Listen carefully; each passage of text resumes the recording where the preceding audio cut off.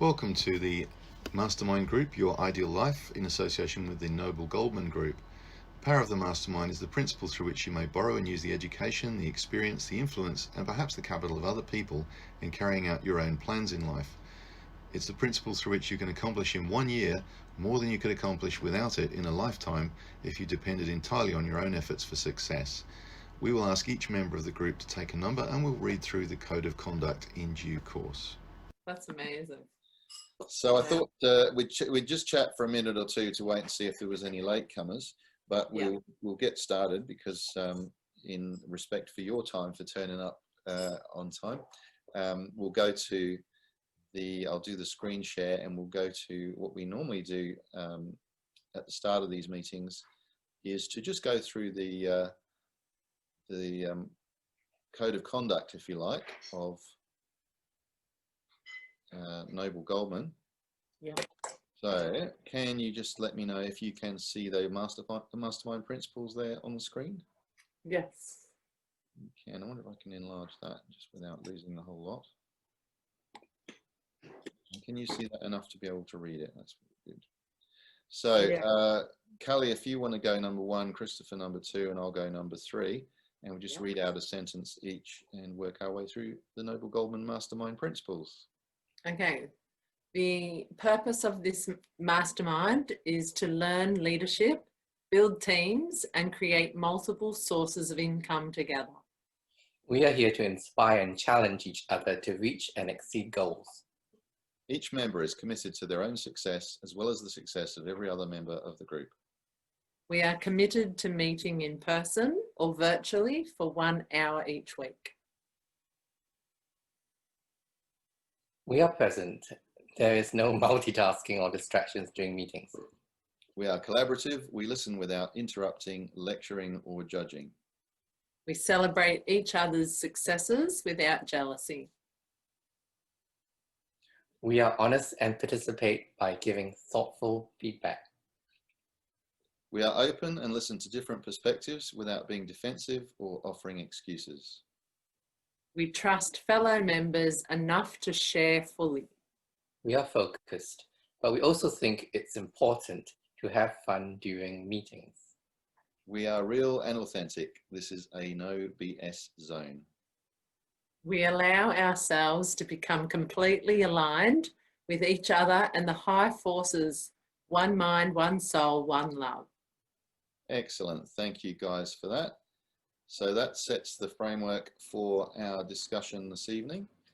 And so I'll now bring it onto the topic at hand. And what I thought today, taking Martin's example of what has come up during the week for me.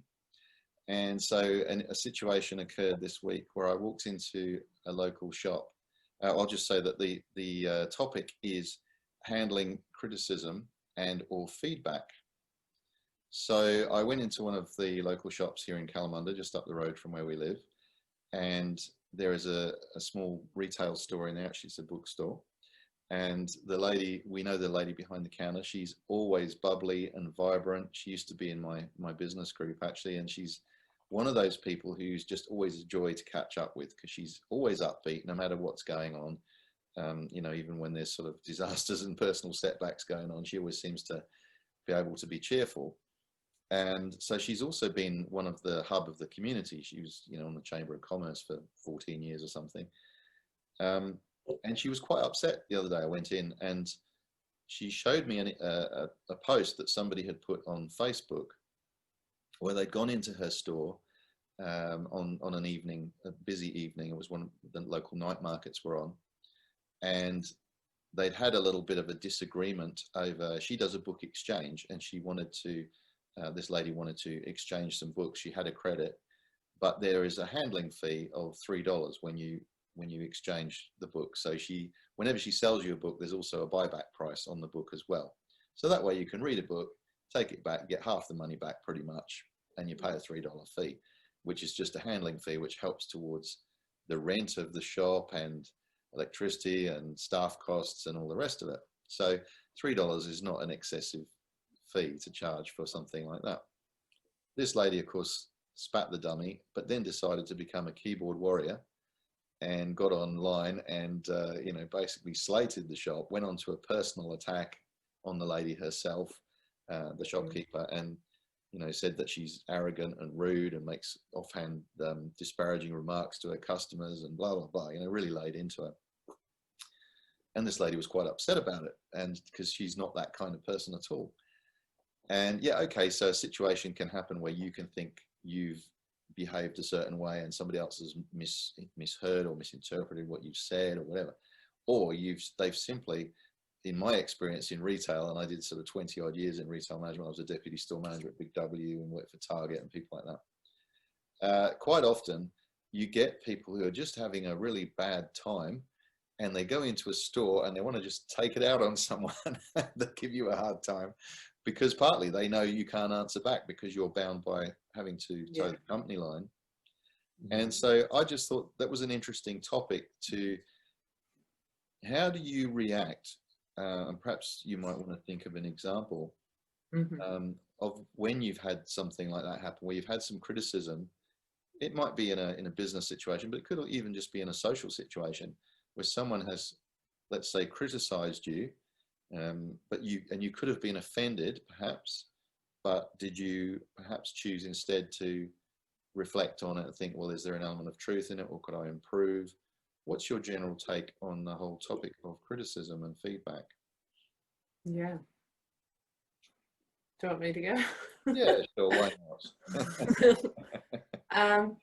Well, I think feedback's a good thing, but when it comes with a bit of arrogance, ignorance, and ego, then it's not good. If feedback came with a compassionate heart, I can always feel the difference, I guess, and it's not nice having the other one over compassion and heart. Yeah.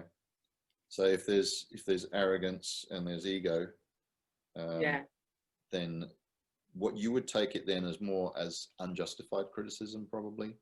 Yeah, unless obviously the people coming into the shop, as you say, know they can get away with it, and they're having a shitty day, because most people don't behave like that to shop assistants unless they're already having a shitty day.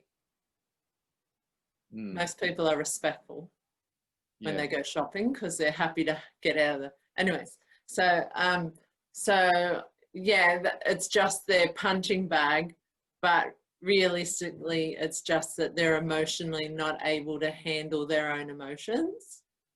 And so we're all like that. Like, we all have moments we can't handle our own emotions, and we all get frustrated, angry, and criticize.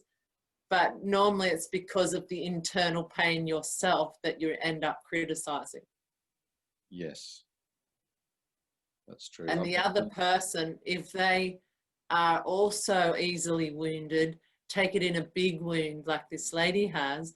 But if they haven't got as big a wound, they may find compassion for the person. And so you do see some people go straight into compassion, and other people like me from being bullied have a wound, and I'd be shrinking like that lady. Yeah.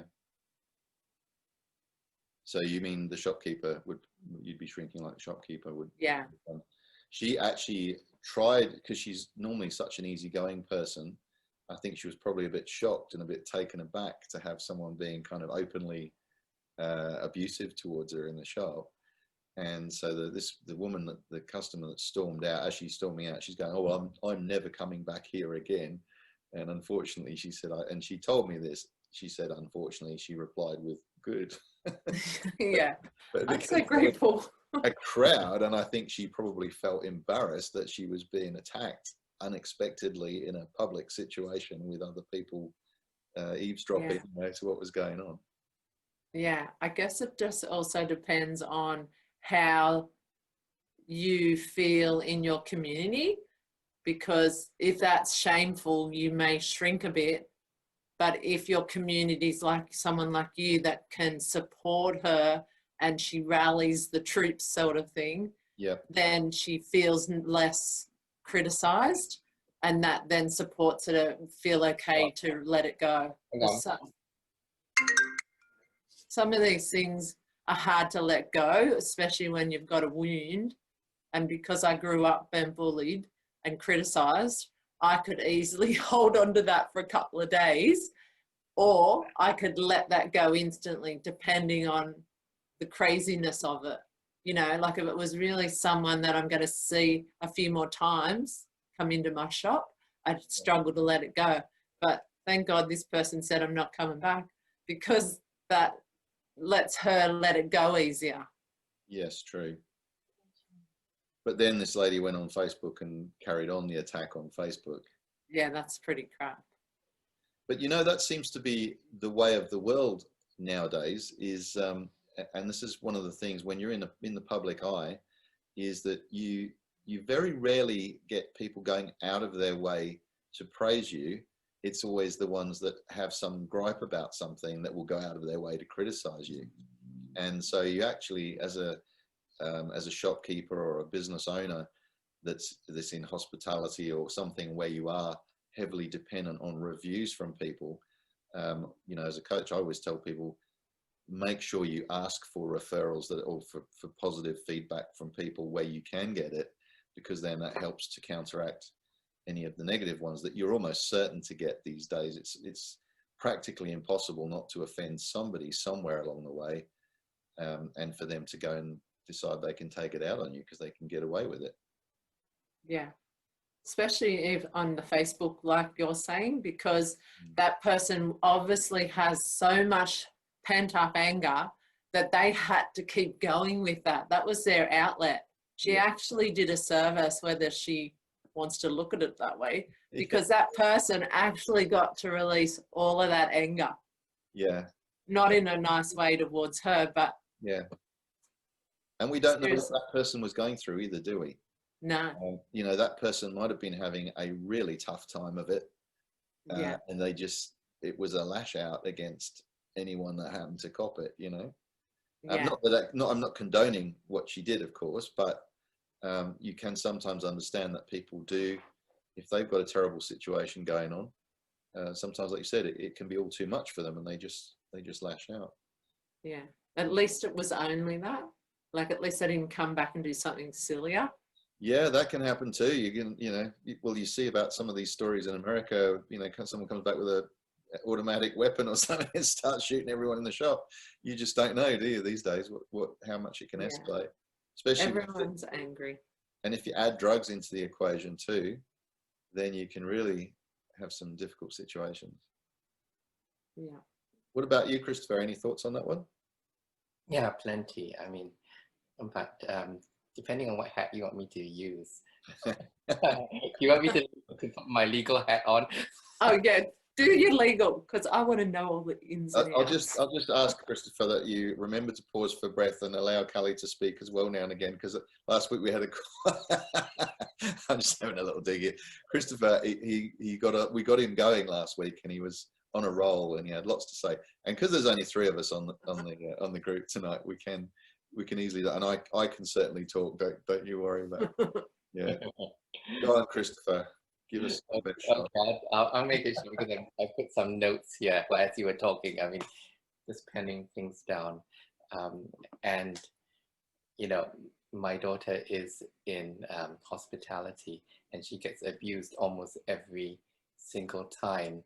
And some of them are very vindictive and abusive. Yeah, and really bad. Racist. And for example, somebody ran off not paying and stole something, and she chased after them, and they paid and then gave a bad review. But then, because the bosses know, of course, what the situation was, ignores the thing because she has very good reviews online. But put it this way, in the service industry, you have a right, and this is what people should know, to refuse service if there's abuse. Whether or not there is a sign in the store saying we have a right to refuse. It's just like Centrelink or those customer service, and everything is recorded for coaching purposes, etc. all these things are there for the protection of both parties. We don't want people to fabricate things. And although, I mean, as you know, I'm a very empathetic person, but at the same time, it works both ways as well. There is a lot of abuse and taking for granted what service people are going through. And so they will put their best foot forward, or sometimes they don't. And sometimes somebody comes in and abuses verbally, sometimes physically, like my daughter had, she lent a phone to one of the customers, and then when the customer finished the phone, threw it back at her, threw it, you know, or a credit card, just threw it at her, or took the tip jar and threw it at her colleague, and it broke into pieces and all the coins fell all over the place.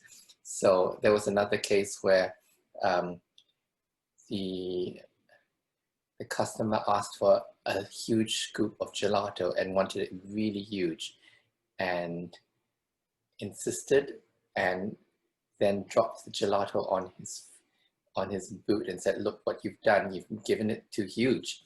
So now she had to go down on her hands and knees and clean it up, you know, and he was verbally abusing her and all that. So yes, she had to learn resilience, but that was uncalled for as well. Yeah. So I would say, know your rights, know when you want to pick a battle and all that, because these things happen time and time again. Some of them, these people may mean nothing, and they will go on their whole day, and it can affect you quite a bit. So I would take that criticism and say that's, you know, that's just somebody having a bad day. And I would pity them more, because they would go around spreading that kind of foulness in the air. In the past, I've also had criticism of myself as well. I mean, I used to not take criticism really well at all. I mean, really, really bad. I would mope and I would be in self-pity. Then I realized I have to look and see the whys and hows. And the only way in which I could do self-reflection was actually write down. I had to note what they were criticizing about. So if it's character assassination, you know yourself better than any other person. So Yes. there's no point in somebody telling you who you are when you know you're not that kind of person anyway. So Yeah. then there are salient points of improvements, and of course it depends on who gives it to you. We have to filter it as well. Get rid of all those, the noise which comes with it. It could be the sarcasm, or the snide remarks, or the smirk, and that's something where what I've done is I perfected the poker face. You know, you smile, but in my head, I'm rolling my eyes, you know, or when I say, okay, I'm never going to see that person ever again, you know, that kind of thing. And that's the kind of criticism whereby, okay, it's easy. I think there's a harder ones when it comes from people close to you. My daughter actually kind of gave me a lecture the other day, because I was looking online at some of the things which involved special needs. And she told me, do not call special needs people special needs in front of them. This is not acceptable. And I said, oh, okay, I should be really, really careful. They'll be really angry. So, I mean, it's just like, for example, how you approach handicapped, this disability, you use the word, things like transgendered or transgender person. There are nuances which I sometimes slip, and I should be quite careful. Let's say I can't always assume somebody's gender as well. And if I don't get their pronouns correct, you don't say things like sorry, because it makes it sound bad. You say thank you. those kind of things. So I'm learning feedback from the generation who has the most information about it, and That's a good point. Yeah. that's the thing. I keep I wouldn't say a diary, but I keep notes on Evernote, and in my notes I would like sometimes journal down encounters of what exactly has happened, and my response, and how I could do better.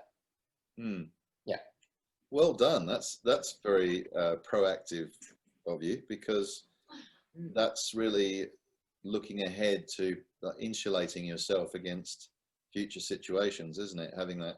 So going as far as actually putting a journal together and keeping a record of those, and what did I learn from this? That's very powerful. I record everything. Yeah, that's really good. I'm going to have to make a move, but I'll be back in about 10 minutes. Yep, no worries, Christopher. Okay. Yeah. That's all right. Callie and I can have a very interesting conversation, and as long as Callie doesn't leave me, otherwise then I'll be sitting here talking to myself. You'll be right. I've actually got Jo listening in the background, but she's kind of decided to stay off the call because she may have to go and attend to our son Troy, who's in the other room. We're carers for him as well. Nice. So Jo is there in the background listening. Hi, Jo. Hi. I'm a Jo as well, but I'm Carly spiritual. Oh, really? I wondered why it came up with that on the screen there. Yeah. Cool. So that was interesting. Just reflecting then on when you do get situations like that, and there's so much of it going on now. I have definitely opened a can of worms here with this conversation. Sometimes though you have to ask yourself, well, is it actually valid? Is there something that they're having a go at me about where I've maybe done something wrong or I could improve? Or is it about them? What is going on? So very interesting that Christopher's actually taken it to that next step of putting it down in a journal and writing it. I think that's a great idea, because I know it's actually internal. It's not, yes, it's happening externally, but when you go in and check in with yourself and you find the wound, when you heal that and transform it, it actually never keeps occurring. You never see the criticism again. So so you change your experience when you change your internal landscape. Yep. So I don't know if for her, like deep down. That's really quite profound. That you change your experience when you change your internal landscape. Yeah, like for the shop lady, I don't know if all these years of working there, she's actually not being honest with herself, and she's actually frustrated on the inside. And the external expression was this person who's also frustrated, but because they vibrationally match, a bit like this one we're about to do with Martin, with the law of supply, the vibration matches and the person has a go at you. And when you really check in, you discover that you're not happy, you're actually angry about something, and the catalyst was the other person awakening that in you. That's really deep, Kelly. That's great. Thank you for that, because that's, you don't know, like, again, we're only hearing the third party hearsay version of what's happened. And, you know, there are many versions of the truth, as we all know. So when we hear a story related to us, we're bearing in mind that it's filtered through that person's eyes and through that person's interpretation of what they think happened. And you could probably interview the other people that were in the shop at the time, and they might have a different take on it altogether. And I'm sure if you interviewed the customer that's complained, she may have a different take on it, that's going to be where she feels justified in having a go, or in then continuing it on Facebook to carry on the attack. Yeah. That she actually felt as if she was the aggrieved one, to the point where she had to do something about it. Yeah, so it really depends on, I don't want to use the word karma because not everyone believes in that, but it really depends on your core wound And it could just be one person triggers that call win, but it was the person that matches you vibrationally that also needs an experience from this situation. Yeah. Even though they unconsciously don't know that. It's a really good point. So even when you've got someone who on the surface is smiling and happy and being cheerful and the hub of the community, when they've got suppressed frustration, maybe, you know, financially struggling, the rent's there, they've got, you know, perhaps less customers because of what's gone on. Yeah, or they're just overworked, tired. That too, yeah. And so they may be trying to project one thing, but actually projecting something else that's possible. Yeah, and the vibration matches. Plus, we've all got an inner child. I'm calling this our inner child. Yeah. And so if her inner child hasn't had a day off, because even on her day off, she had a day of stress, and now she's at work, that energy is still in the ethers, and that person matched her vibration. Yeah. And that's how it works. Everything's vibration. So when I'm in love all the time, not all the time, but when I'm always in my joyful love heart space, when I'm on the masterminds, that's what I see as a reflection. It just keeps coming back at me. but I'm not like that all the time. Well, look, we're all human, so Exactly. we're all going to have frustrations. And you know, me just earlier on before the call, I was having some IT issues, very frustrated with my computer and so on, you know, and it's very easy. Did you criticize, if you checked in internally, did you criticize yourself at all? Yeah. I was getting grumpy and I knew it. And then I know that also partly with me, I've got hay fever at the moment, and, you know, like I start off the day sneezing and sore eyes and that, so that's making me grumpy to start with. And then I have to counteract that. And so when I get, you know, that IT's not playing the game with me, then I get, like, I just want to get this done. Why can't you cooperate? You're not alone, because that's me with IT. But in the moment of criticizing yourself, did you really call yourself internally something?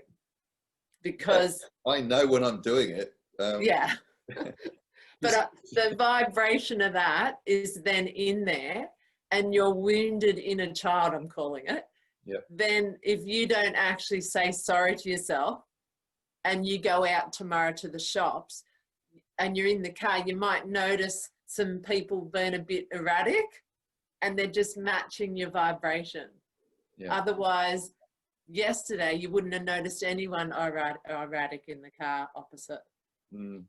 Actually, you know, now you mention that, it's funny that you say that, because last night I was playing indoor beach volleyball, and I didn't know till I got there that it was actually the semi-final for our team. So we were playing a team that we normally struggle against. In fact, they usually beat us just, but we've been getting better this season. So we actually won the first 2 sets. So we'd already won the match and we're through to the final, but we're playing out the 3rd set. And right towards the end of it, one of the girls on the other team started getting really antsy, you know, and the referee had decided that the set had to have a result. You can't have a draw, even though we'd already won the match. So it kind of seemed a bit pointless, but we were tied at the end. So he said, well, we have to play an extra minute because we have to have a result. And this girl did not want to play that extra minute. So one of our team members goes, look, they haven't started their other game. This team was going off to play another game after the game with us. So she wanted to get off the court and go on to the next game. So our lady and our team member says, oh, look, there's only 1 more minute and they're still playing an extra minute over there. So we just need to finish this off. And this girl turned around and snapped at her and said, shut your effing mouth. And if you don't shut it, I'll come over there and shut it for you. Oh my God. And I thought, did I just hear what I thought I heard then? And I thought, no, surely not in the middle of a volleyball match. And afterwards, our girl confirmed to us, yeah, that's what she said to me on the court. And that would have been anger at them losing the match because she expected to win and get through the final. I mean, it's a beach volleyball social game, you know. It's not like we're playing for the crown jewels, you know. It has a different connotation. Stations. Yeah, well, sometimes you can be the third person and witness it, but it still reflects in you. It did, because I felt Yeah. irritated that she would have that reaction to my teammate, you know, and it was totally unreasonable and uncalled for. And Yeah. we brushed it off afterwards, and you know, it's like, well, you can take the trailer out. Was it take the girl out of the Yeah. trailer? You can't take the trailer out of the girl. Something like that, you know. Yeah.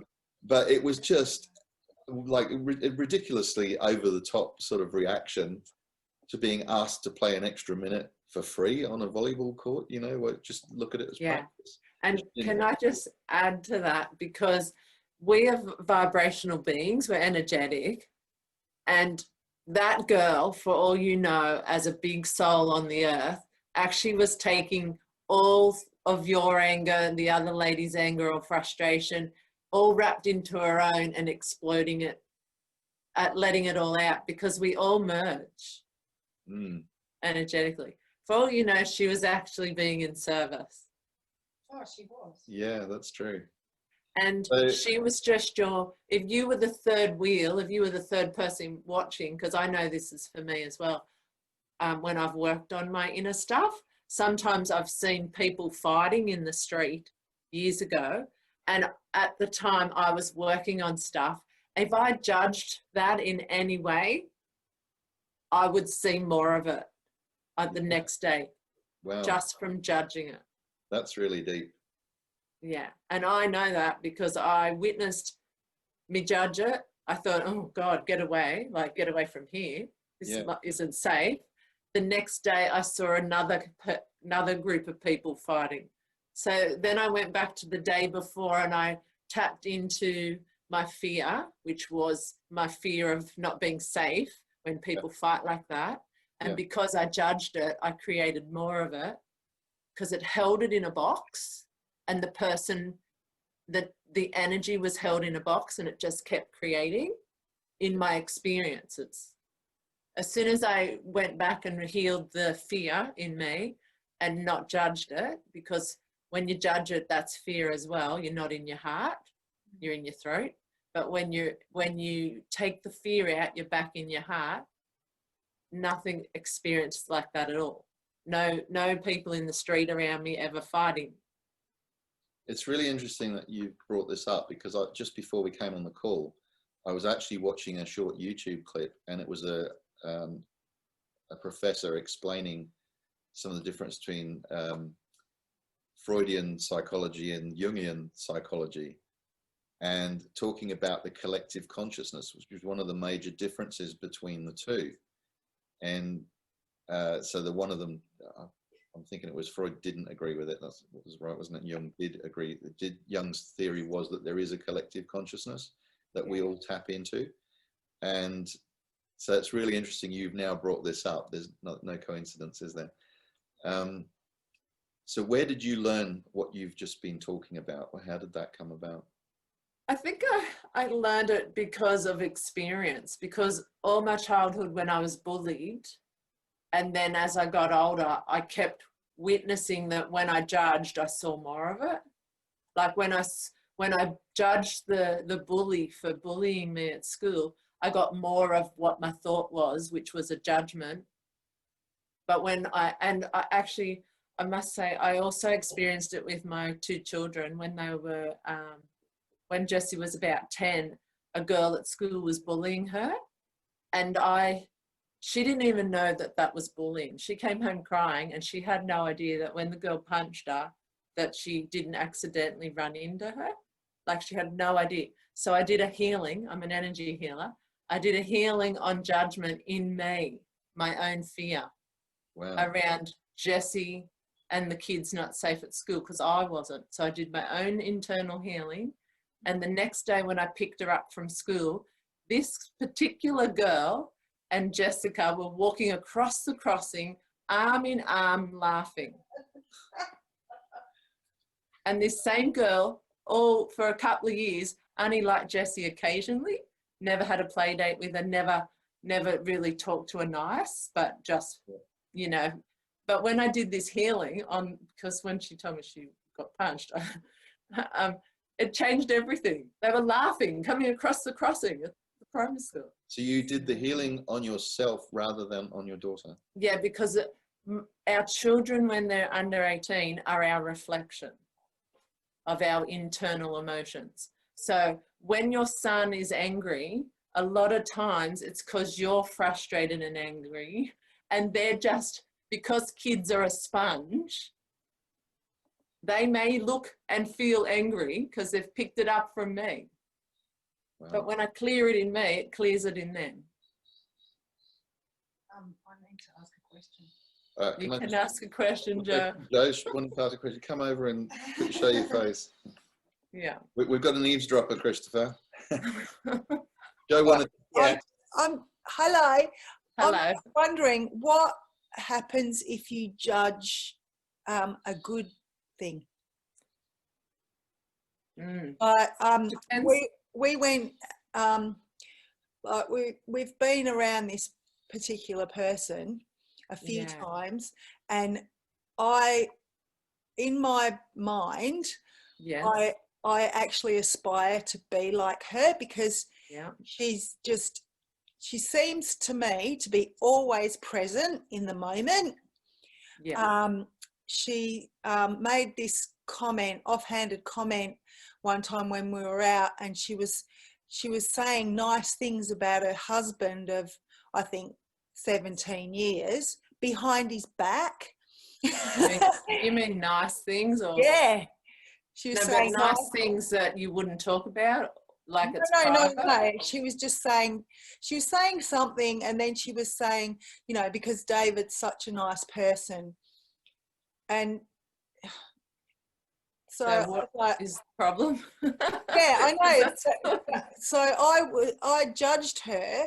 I've been judging her from her actions and her comments and how I see her being in the world. Yeah, so it's the wound in you. Yeah. But it's probably just a wound because you're desiring what she's experiencing. Right. And so the wound in you, just when you're judging it, it's just, you could say it's jealousy or envy, but it's a wound in you because you're desiring more than you're experiencing, and you're seeing that she's experiencing something and you want more of that. Right. So instead of judging, go into your heart and say, gee, I'm so grateful she receives those nice things. Oh, yeah, I'm pretty sure it's not coming from a place of envy. Yeah. But yes. If you're judging anything, it's not heart-centered. But if it's if you're saying it's a judgment, but it's actually kind words, well, that's not judging. Yeah. If they're good virtue words, they're not judgments. Okay. That makes sense. Yeah. Yeah. And if you really enjoying what you're witnessing, like when you hear it and you go, oh, well, I'd love that in my relationship in more of a different level, just stay in your heart and just appreciate everything you hear. Yeah. And it'll come to you as well eventually. And I actually love being around this person because of how because of that. Yeah. Well, maybe I should just go, right, she's obviously on my same vibration. I should just be exactly. This. Yeah, or you wouldn't be able to hang around her. I've got a big heart hanging right next to me. Exactly. You wouldn't be able to hang around this particular lady if you weren't already like that. So it's about telling your inner self, your inner child part of your heart, that you're worthy to have those things too. Yeah. And when you do that and you just keep stating it, I'm worthy of the exact same things, and I can't wait to, I love receiving the same things. I'm worthy of this. I'm worthy of this. Yeah. Like, just keep reminding yourself. Thank you. Yeah. Well, wow. So there you go. That's absolutely amazing, Kelly. That's really powerful stuff. And, nothing, there are no coincidences really. Marcus Aurelius said we shouldn't be surprised by anything in this world. You sometimes, I feel that the right people are meant to be on the right masterminds, and you're meant to hear the words that come out Of course, it's easy for you to also miss those things, and they can just blow on past you, you know, if you're not paying attention. But so many times for me, the gold nuggets just seem to come out at the moment that I'm ready to hear them and that I need to be hearing these things. Yeah. What are your thoughts, Christopher?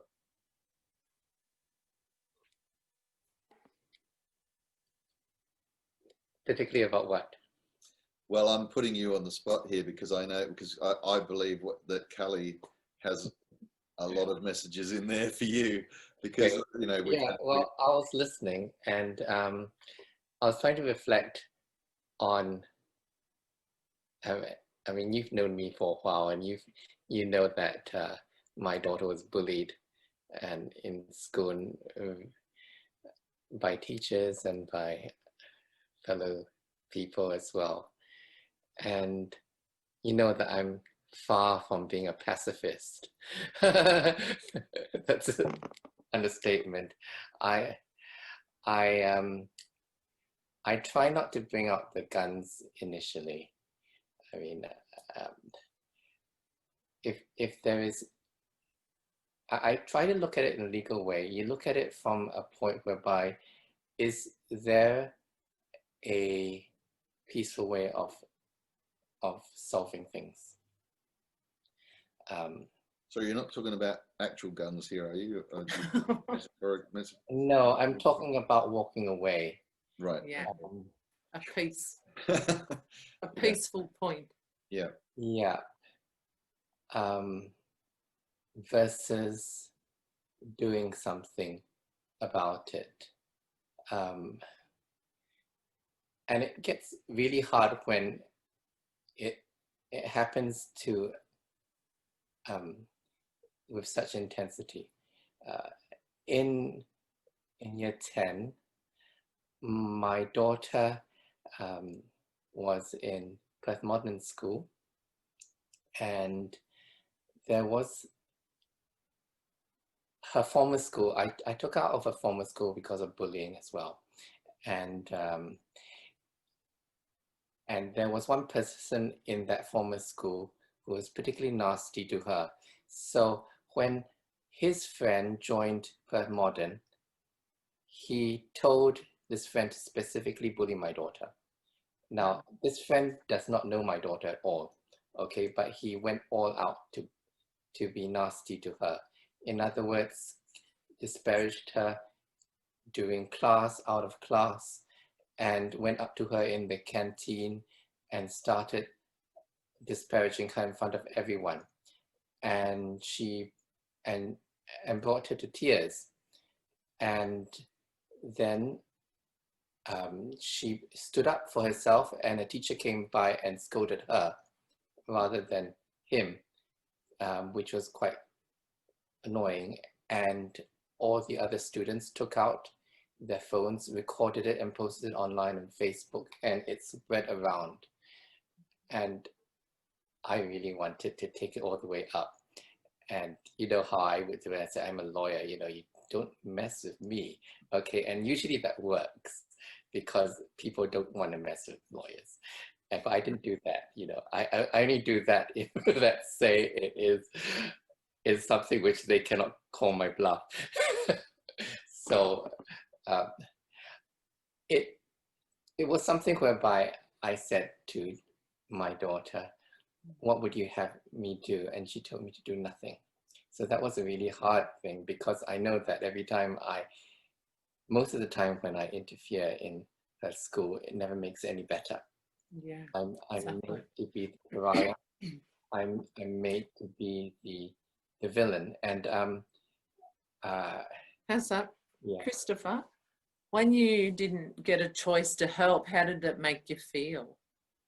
Initially helpless, but because these incidences came pretty often as well, I started giving my daughter other things like, I gave her a stable, secure environment at home, which is emotionally stable, at least as far as I could in my state of mind, and and as well as providing for her whatever help she could have. I mean, during that particular point in time, it was hard for her because she was learning about betrayals and about friendships and about the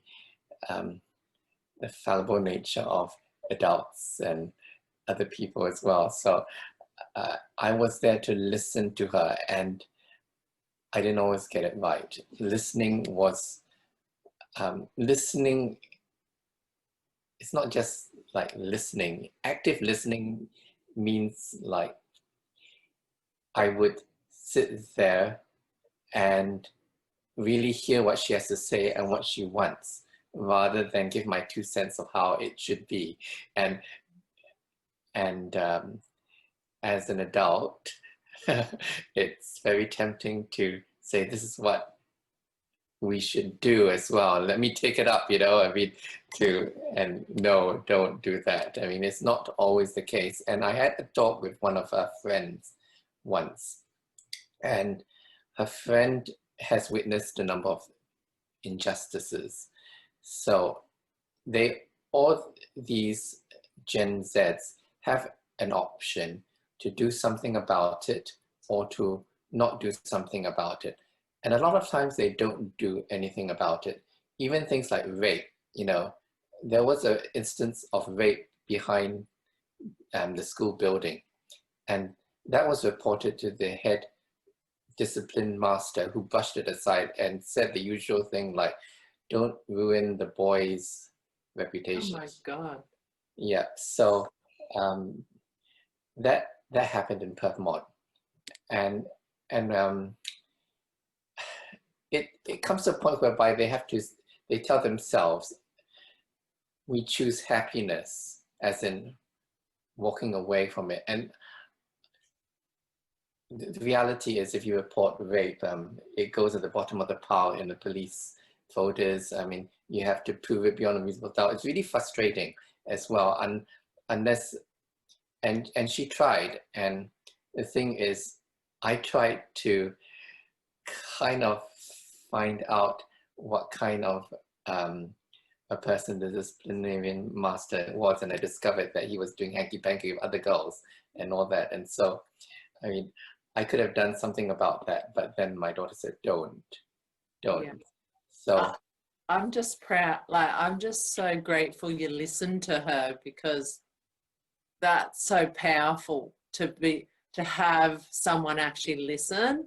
And even though you wanted to help, she was telling you what she wanted and you honored her. Like no one else was able to honor her, but you did, and you're the most important person to her.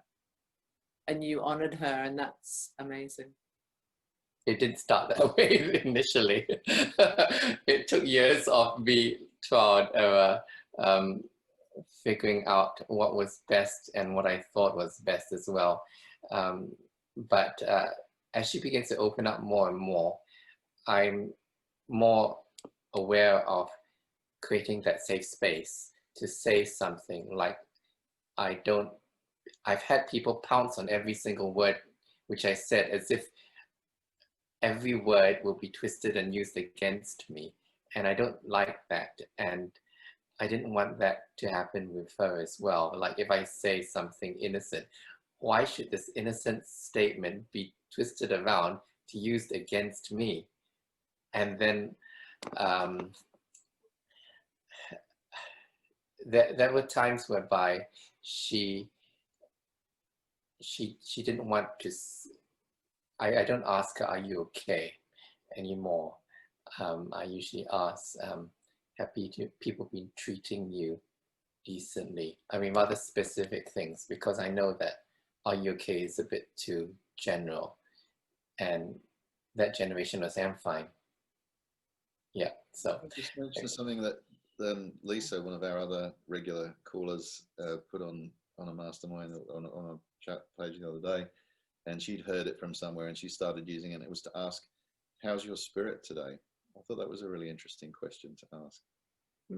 Beautiful. Just for Kelly's benefit, because she doesn't know you as well as I do, Christopher has been effectively single parent for how many years now? and has a fantastic close relationship with his daughter. Yeah. And they've certainly been through some challenges over the years that I've been witness to, and tried my best to help out with from time to time as a sounding board and helper. But he's done an amazing job. Yeah. Yeah, because listening is what we all need to practice doing. Yeah. And like, you sound like you did a great job at listening. Still work in progress. I'm now learning to listen to myself. Yeah, well, that's when you've been doing that much listening, who's doing the listening for you? Exactly.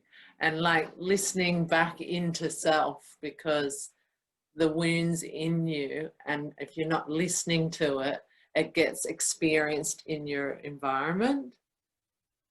Mm. So it's really important to listen to the inner you, the heart. And I've got some good news. I've got some good news. Please do share. I am on the waiting list for kittens. Yes. Beautiful. So listening to self was like, when we were going through some struggles a couple months ago, I suggested let's get a pet for our mental health. Yeah. We have a lot to love to give, and so we consider dog, cat, ferret, you know, it's a cat. So come December, we will be going to the rescue, and we're on the waiting list for a couple of kittens. Beautiful. That's great. I'm quite excited. Christmas present. It's going to be a 15-year responsibility. Yeah. So how old's your daughter, Christopher? How old's your daughter? 19. Yeah, she's only young. Yeah. My twins are 13. I've got a daughter and a son. Lovely. Congrats. Yeah. And I was bullied by a school teacher when I was 10. So I know what that one's like. And then all through high school. It's hard when there are people in authority, because who do you turn to as well? I've always made it a point to first believe my daughter, what she says. And she would tell me everything in great detail, in chronological order. And sometimes I wish I would have journaled everything down as well. But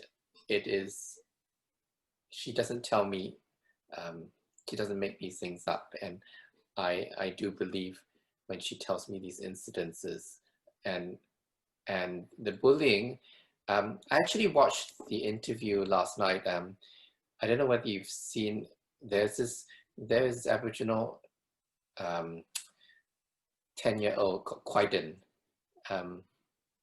He was bullied quite a bit, and the mum posted a video of his breakdown online, and it went viral of like, don't know how many million. And one of the things which a psychologist was saying during the episode was, let's take the word bullying out and start speaking about very specifics, like this person did this specific thing. So for me, I like to name things like abuse of authority. And I start getting very specific. And so when I break it out like that, it becomes easier for me to work out a strategy on how to address it. Because if it's systemic, I would like to, I mean, this is my own personal view. If I can put a stop so that other people also don't get this kind of abuse. If it makes things worse, then I would back away. But in that sense, I can understand where people have come across teachers who are real bullies, and there's just no recourse, because who's going to believe them? Yeah. Like the police. Exactly. It's interesting. It's a shame in a way that Martin's not on this call, because you know that was one of the major issues that's affected Martin's life tremendously. And I know he won't mind me sharing this because he talks about it openly. That he was bullied in the workplace, and then there's another good friend of mine, Glenn, who's also in the Noble Goldman group, and shares this openly, that he was bullied at work as well. And there is so much of that going on, and very often it's not broadcast or not documented. But you know, people who find themselves, and it's maybe a continuation of practices they've learned in the schoolyard, who knows, but they've got frustrations and issues that they want to take out on somebody else. They're not happy in their own life, so they click on a subordinate that they know they can get away with it because they're in the authority position. And it seems to happen a lot, where people are subjected to this kind of thing, and very often they'll just leave, you know, and go and get another job or something, and it never is documented, or there's nothing ever done about it, and then that boss carries on bullying the next person that comes in. So, I know and in Glenn's case, both of them would say that with the benefit of hindsight, now connecting the dots backwards, that actually turned out to be a good thing for them, because it changed their life in a whole different direction, and now they're having a much better life than they would have done if they carried on in that job or that position that they had. But at the time, it's very difficult. Yeah. You only got to look at the politicians bullying each other every time they're on a live television show, or in the courtroom, like in the Oval Office or whatever, and they're arguing. Yeah, for sure. And bullying each other, whether they're women and men, or men and men, or you just got to look how people are talking. For and sure. There's a lot of bad role models out there, isn't there, with our public figures that are not setting a and great then example. the videos, the TV shows, like there's no respect for different groups of people. Like, you're watching a video and there's no respect to women, like in those videos, those boys, that teenagers playing those games, that, you know, there's just lots of things, but it still comes back to internal, because I know for me it did. The more I judged it, the worse it got. So that's why if you're gonna have a thought on it, you've got to bring the thought back in and really own the thought, and ask yourself, does this value me, this thought? And this is what I do. Like, if I've got a judgment or a note, or I'm trying to discern what's going on, and you could say that's a judgment, but it's like discerning it. And then I bring it back into my heart, and I always ask my body wisdom, because we've all got our own intuition. And I always ask, does this thought value me? And if I get a no, then obviously I'll change it. If I get a yes, then I accept it, even if it looks like I'm judging.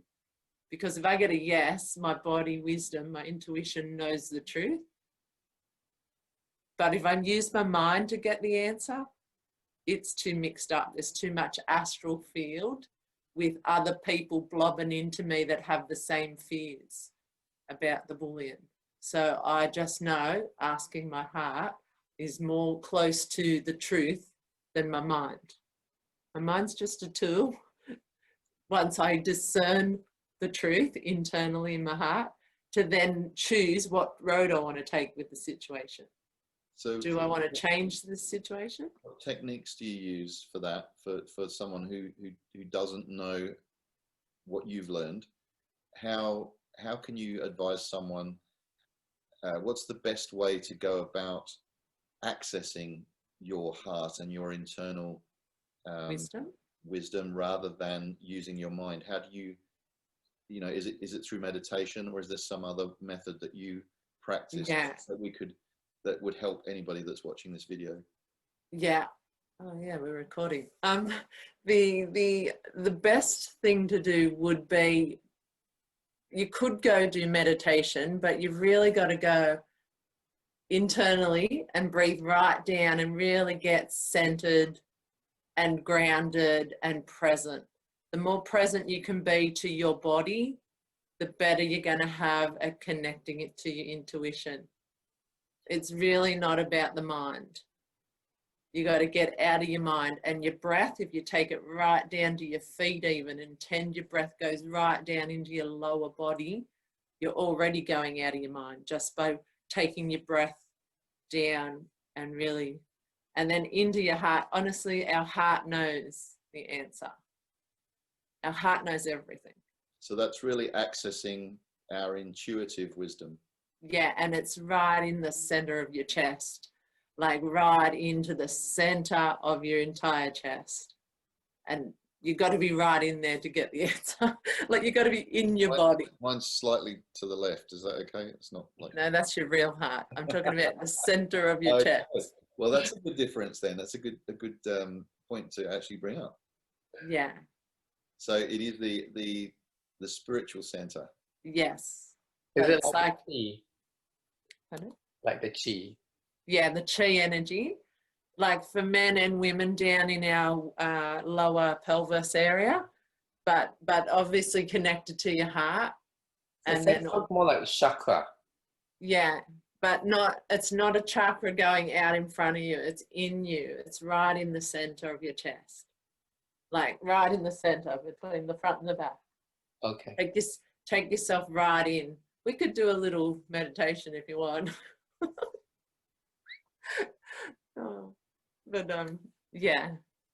We could, but it might be a little slow for the people watching if we Yeah. record. Yeah. But I'd certainly like to take you up on that on some occasion when you're doing leading a session like that.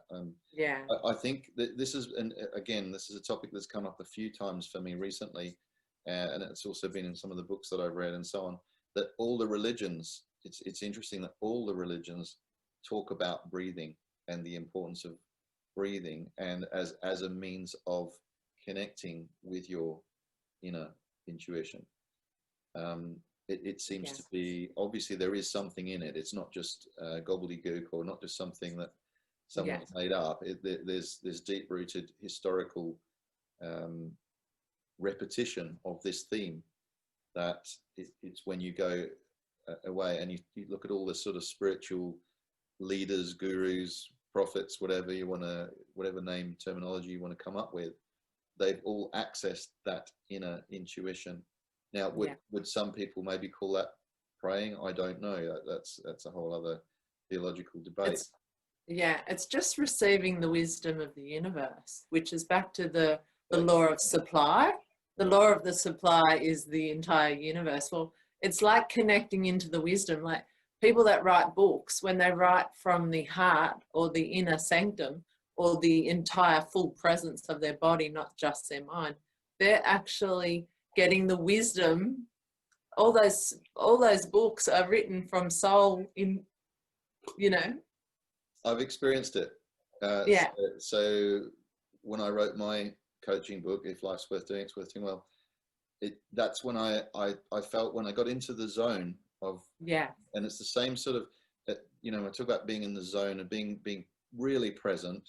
Things like when I'm scuba diving, or perhaps sometimes even playing sport, that you get into this internal zone where the outside world sort of ceases to exist, and you're just in a groove, and the words were just sort of flowing through me.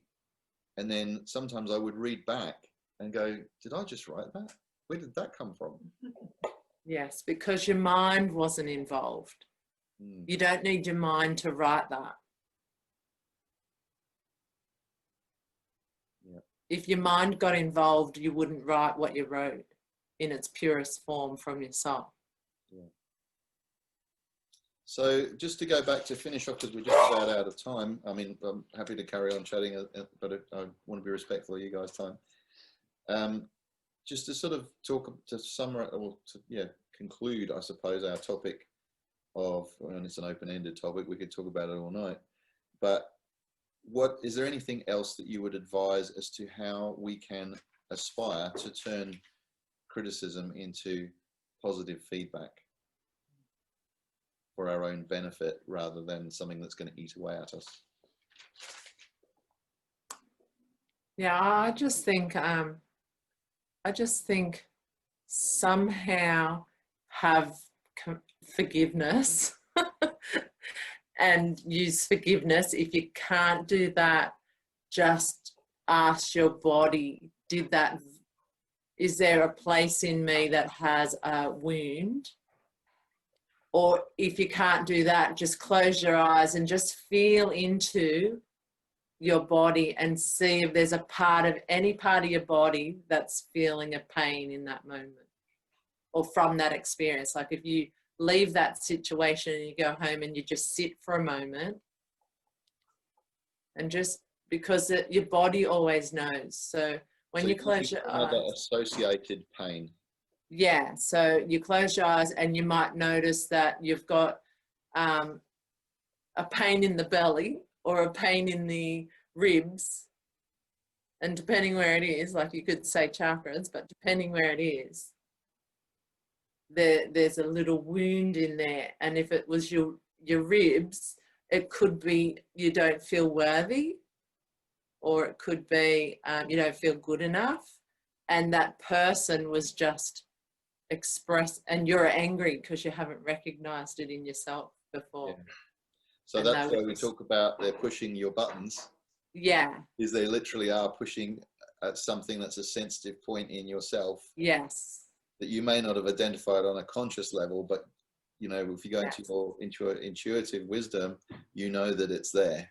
Yeah, or if you just close your eyes, you're sort of going into a body feeling, even if you don't know what it is, and then just feel that place in your body. Like you don't even have to name it if you don't want to. You just feel it and you stay with it, and you just use your breath to let it release, and it'll be gone. Wow. Well, there you go. We got our money's worth tonight, Christopher. Use your breath to let it release. Did you have anything to add to that, Christopher, that that occurred to you while you were? Yeah, I've been writing notes. Yeah, criticism into positive. I think one of the things which I've been doing consistently, I mean, some people call it journaling, but I call it journeying, where it's that it comes up from the premise out of sight, out of mind.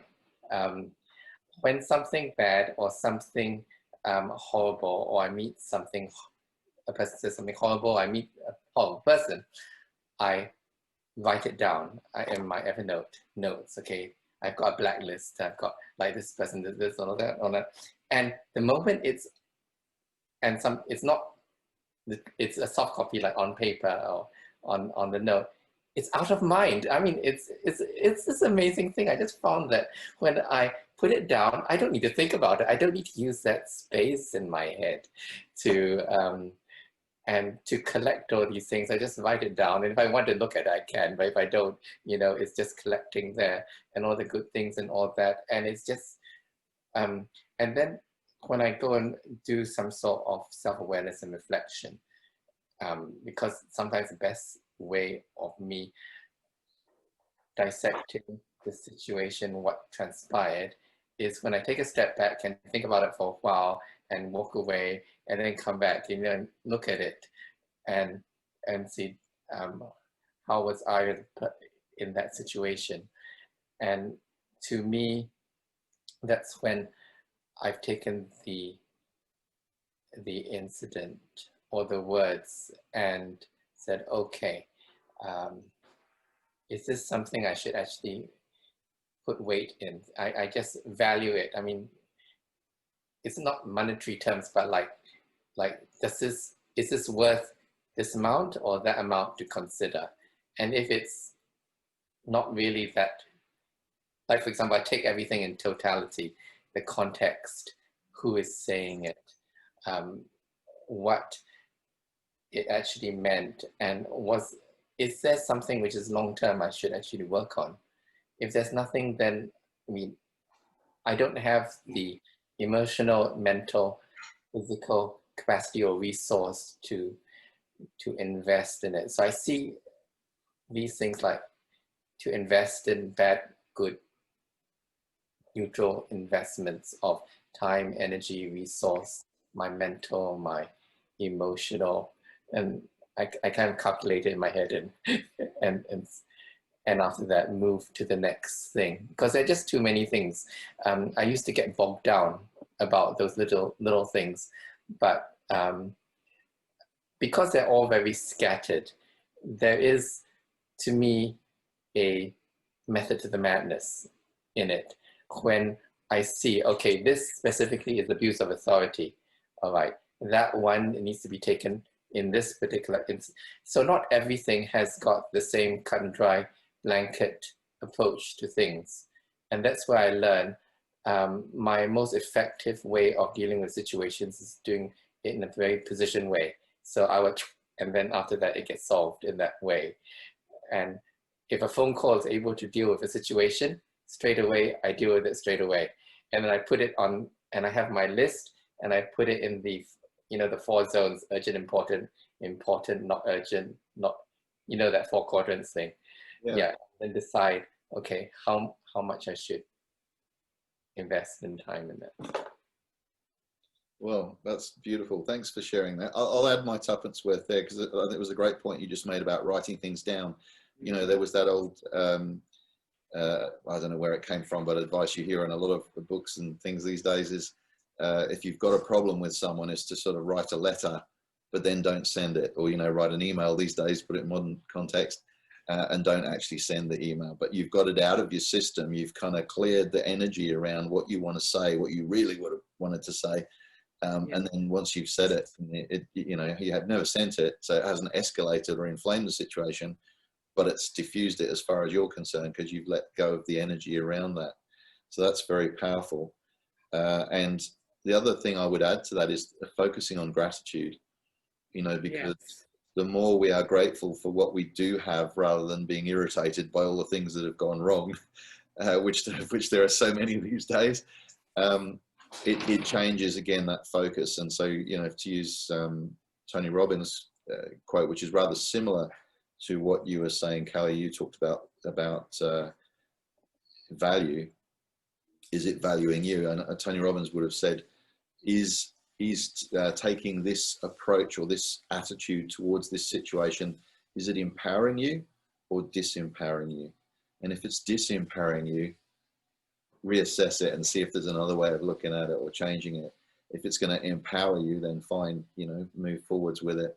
If it's going to eat away at you and disempower you, then why are you putting your energy, like Chris said, investing in that to just do yourself more damage and cause yourself more mental heartache, or mental heartache? That's an interesting one. But mental stress or heartache. I saw you write something down there, Christopher. You're dying to say something else. Go on. I always write things down, and who knows, I might put it in my journal. So has anyone got anything else they want to add to finalize that? Because I'm just aware of time, that we've run over time there. I just think gratitude definitely is a big one. Yeah. Because as soon as we go into gratitude, we open our space internally for more joy. Yes. And really, we all want to experience joy and love and all those good things. And if we don't make space from our wounding for more, then we have the opposite happen. And that's the beauty of being on things like this Mastermind and being involved in the whole Noble Goldman concept of the golden rule, treating people the way you want to be treated, and also the way that they want to be treated, of course, treating people the way they want to be treated, which hopefully is the same as the way you want to be treated. But focusing on the positive. And it's so easy in today's world where we're bombarded and barraged with negativity and corruption and violence and bad news and sensationalist news. We need to remember and remind ourselves that there is plenty of love and joy and positive stuff going on out there too. And if we focus on that and tap into that, that is what we will attract and get more of. And that's that's the gift we can all give to each other, is to keep putting that positivity and joy and energy and supportiveness of each other and spreading that good news rather than spreading more of the bad stuff. So that's the seems like a great point to summarize and to finalize it on tonight. And thank you so much for that really thought-provoking and very valuable conversation and input there and great input from both of you. Thank you so much for that. Thank you. Thank you. See Christopher. Enjoyed that, and I look forward to catching you on another mastermind. Yeah. Snapchat. See you, Joe. Thanks, guys. She's Thank still you. sitting cooking, but she's goodbye on her behalf. Yeah. Thanks, guys. Thank you. We hope you've enjoyed this presentation, and for more information about joining one of these mastermind groups for free, how they can benefit you, the magical personal development program, plus the wealth creation opportunities that are all available to you through Noble Goldman, contact Tony Inman via www.tonyinman.com.au.